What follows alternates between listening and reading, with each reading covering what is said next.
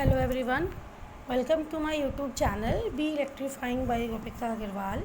Today I am going to explain controlled rectifiers और converters.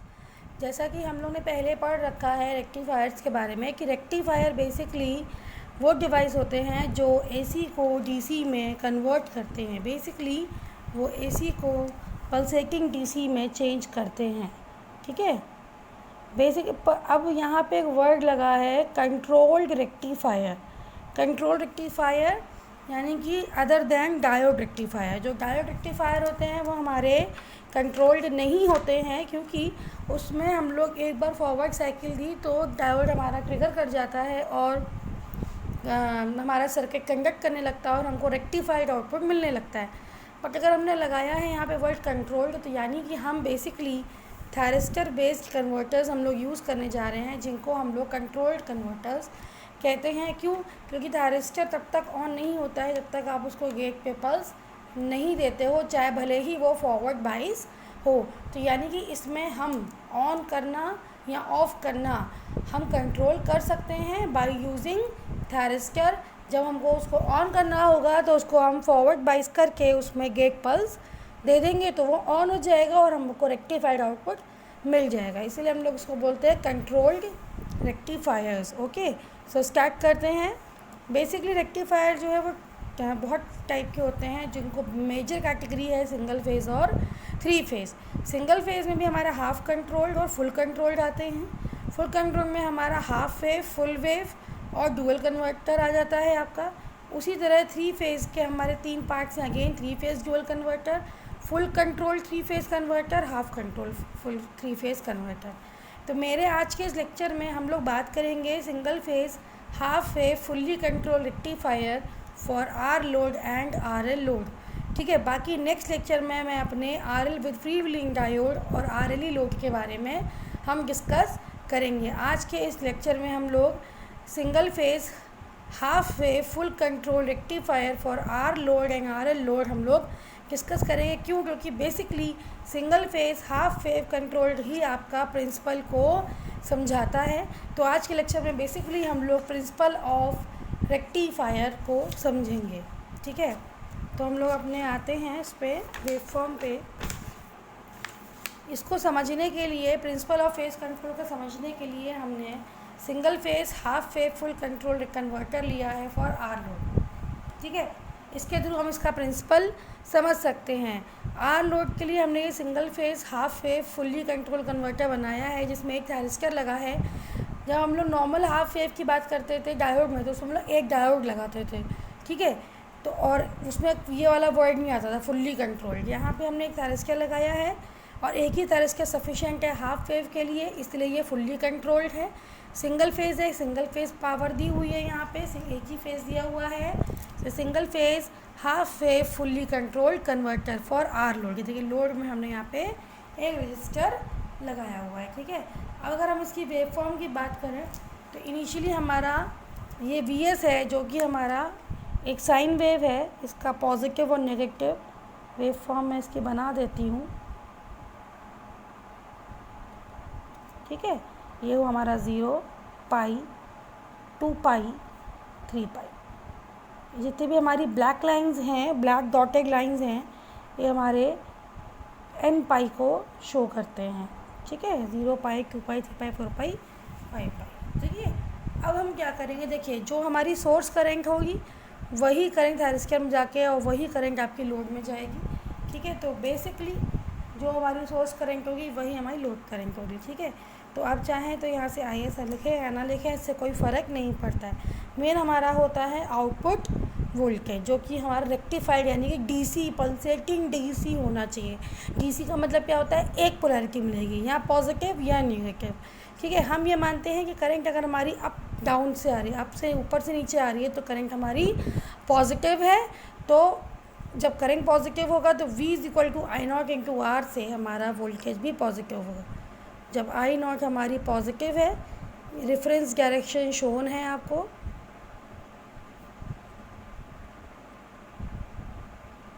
ठीक है. तो जब I पॉजिटिव तो V0 = I0 R से वो भी हमारा पॉजिटिव हमको मिलेगा। और चूँकि रेजिस्टिव लोड है तो रेजिस्टिव लोड के लिए वी नॉट और आई नॉट हमारी सेम फेज में होंगे। ठीक है, क्यों? रेजिस्टिव लोड है। ठीक है,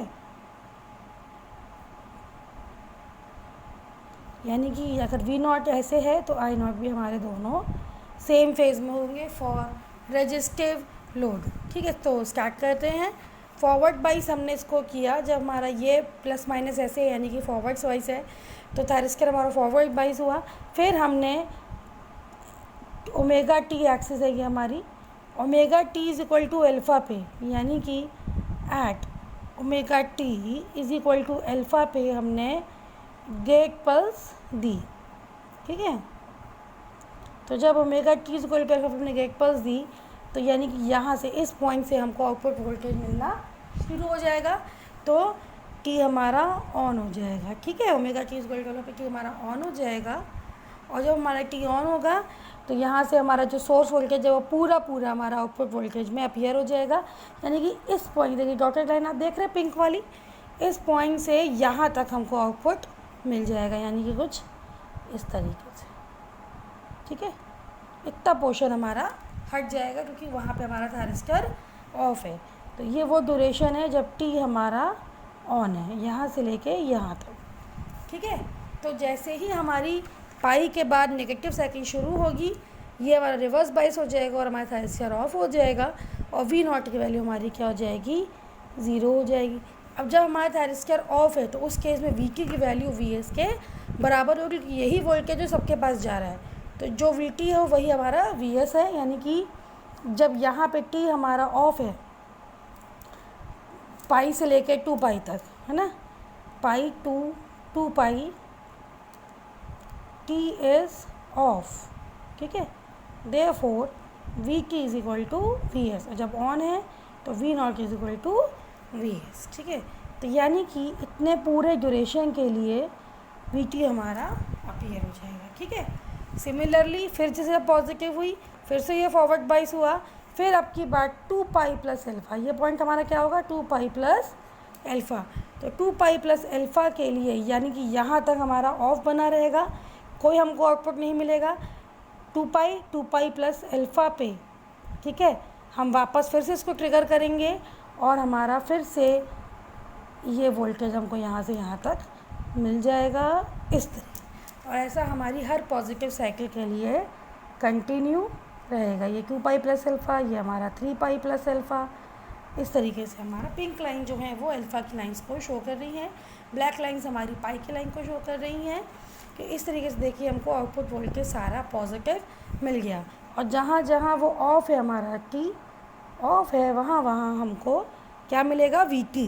अब देखो टी ऑफ जो है वो हमारा यहाँ तक ऑफ है, पाई प्लस एल्फ़ा, यानी कि पाई से लेके 2 पाई और 2 पाई प्लस एल्फ़ा तक हमको वी टी मिलेगा। ठीक है, फिर यहाँ पे हमारा टी ऑन हो गया तो वी टी हमारा अगेन 0। फिर यहाँ पे टी हमारा ऑफ है तो जो वी एस वही हमारा वी टी पूरा अपीयर हुआ और कहाँ तक जाएगा? 4 पाई प्लस एल्फ़ा तक।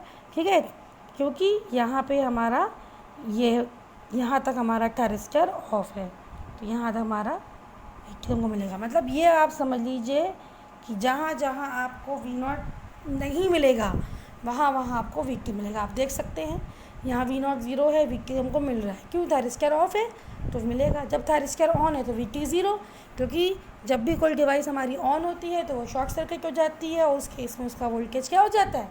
0। और जो हमारा वी नॉट होगा उसी को फॉलो अप करती हुई हमारी आई नॉट, क्यों? क्योंकि वी नॉट और आई नॉट सेम फेज में होंगे, तो जैसा वी नॉट होगी वैसा ही आपका आई नॉट होगा। ठीक है, इस तरीके से हमको रेक्टिफाइड आउटपुट मिल जाएगा फॉर आर लोड। अब अगर हम इसके एवरेज वैल्यू और आरएमएस वैल्यू की बात करें तो उसको निकालने का क्या तरीका होता है?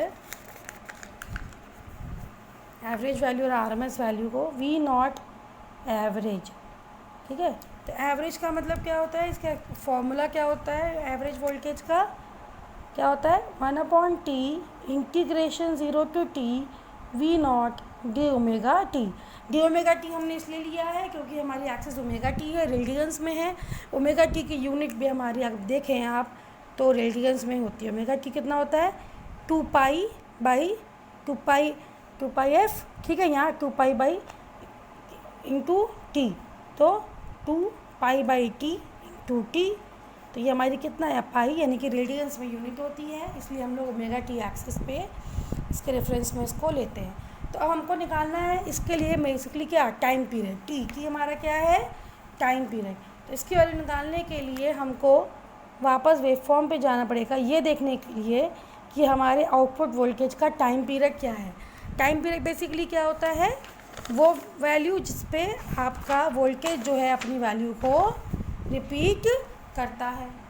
तो अब आप देखिए आपकी वैल्यू कहाँ से रिपीट हो रही है, यहाँ से यहाँ पे है, फिर 0 2 पाई प्लस अल्फ़ा तक, फिर वापस आपको आउटपुट मिल रहा है, फिर 0, फिर 4 पाई प्लस अल्फ़ा, यानी कि हमारी वैल्यू कहाँ से रिपीट हो रही है, देखो 0, ठीक, फिर 1, फिर अगेन 0, फिर यहाँ पे भी 0, तो देखो ये रिपीट हो गई, यानी कि 2 पाई पॉइंट के बाद वापस आपका 0 आ गया। देखो 0 1 0 0 1 0, फिर 0 1 आगे, यानी कि हमारी वैल्यू जो है वो कहाँ पे रिपीट हो रही है, 2 पाई के बाद रिपीट हो रही है। 0 1 0, फिर से 0 आ गया, यानी कि हमारी कितना टाइम पीरियड हुआ, वैल्यू कहाँ पे रिपीट करी, 2 पाई के बाद हमारी वैल्यू रिपीट करी, यानी कि हमारा टाइम पीरियड हुआ 0 से 2 पाई, यानी कि टी की वैल्यू हमारी क्या हुई, टी की वैल्यू हमारी हुई 2 पाई, ठीक है, ये हमारा हो गया 2 पाई। अब हमको अगर निकालना है तो हम कैसे निकालेंगे इसको,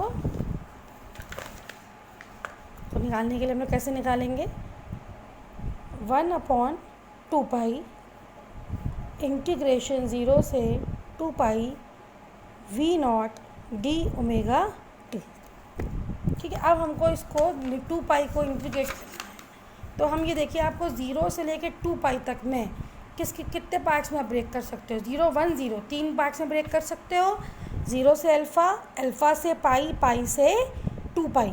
तो अगर आप इसको ब्रेक करें तो आप देखेंगे कि आपको अल्फ़ा से लेके पाई में बस आपको वैल्यू मिल रही है, बाकी सब में आपको 0 मिल रहा है। तो इसको हम 3 पार्ट्स में ब्रेक कर सकते हैं, कैसे लिखेंगे, 1/2 पाई इंटीग्रेशन 0 से अल्फ़ा प्लस अल्फ़ा से पाई प्लस पाई से 2 pi we naught D omega t. तो देखो 0 से अल्फ़ा के बीच में वैल्यू हमारी क्या है, 0 से अल्फ़ा के बीच में वैल्यू हमारी क्या है, ये हमारा अल्फ़ा है, 0 से वैल्यू के बीच में 0, ये वैल्यू है हमारी 0, प्लस पाई से अल्फ़ा ही हमको ऐसे ही रखेंगे, अल्फ़ा से pi we naught D omega T, ठीक है, और प्लस ये पाई से 2 पाई वैल्यू हमारी क्या है 0, तो 0, यानी कि बेसिकली हमारी वैल्यू कितनी आई, वी नॉट एवरेज की एक्सप्रेशन हमारा आया 1/2 pi alpha 2 pi we naught D omega t. आप चाहें तो ये वैल्यू डायरेक्ट भी रख सकते हैं, ये देख लीजिए कि आपको वेव फॉर्म में वैल्यू कितने ड्यूरेशन के लिए मिल रही है, टाइम पीरियड के किस टाइम पे आपको वैल्यू मिल रही है, आप वो डायरेक्ट भी लिख सकते हो, ठीक है। तो अब हम लोग इसको सॉल्व करेंगे। वी हमारा वी नॉट हमारा किसके बराबर है, वी एस के, जिसकी वैल्यू क्या है v m sine omega t. तो अब इसको हम इंटीग्रेट करेंगे, तो 1/2 pi alpha 2 pi v m sine omega t d omega t. तो इसको आप इंटीग्रेट करेंगे तो आपकी वैल्यू क्या आएगी, कॉस ओमेगा टी, ओमेगा नीचे मत ले आइएगा क्यों, डी ओमेगा टी के रिस्पेक्ट में आप कर रहे हैं, अल्फ़ा 2 पाई। इसको सॉल्व करेंगे तो ये आपका आएगा Vm/2 पाई कॉस पाई, ठीक है, माइनस आएगा प्लस कॉस अल्फ़ा, ठीक है, साइन का इंटीग्रेशन माइनस कॉस होता है, तो minus cos pi minus minus cos alpha, cos की पाई वैल्यू क्या होती है -1, तो माइनस माइनस प्लस, तो Vm/2 pi 1 plus cos alpha. This is the average value of output voltage expression to be remember very carefully, Vm/2 pi 1 plus cos alpha. अब जब आप इसकी अल्फ़ा की वैल्यू को जैसे जैसे चेंज करेंगे वैसे वैसे आउटपुट की वैल्यू आपकी चेंज होती चली जाएगी, इसीलिए इसको हम लोग बोलते हैं कंट्रोल्ड रेक्टिफायर, जिसमें हम अल्फ़ा की वैल्यू को चेंज करके वी की वैल्यू चेंज कर सकते हैं। इस रेक्टिफायर को आप सिंगल फेज़ डीसी मोटर को रन कराने के लिए यूज़ कर सकते हैं, जिसमें आप एसी सप्लाई को और डीसी मोटर के बीच में इसको लगा दें, तो आपको जो उसका आउटपुट होगा वो मोटर पे जाएगा और मोटर का वोल्टेज आप अल्फ़ा के थ्रू चेंज करके और उसकी स्पीड को आप चेंज कर सकते हैं। अल्फ़ा चेंज करेंगे तो वी चेंज होगा तो मोटर की स्पीड चेंज होगी। ठीक है, तो आज के लिए इतना ही। नेक्स्ट लेक्चर में हम लोग बताएंगे आरएल लोड के बारे में। Okay, if you like the video kindly like and share.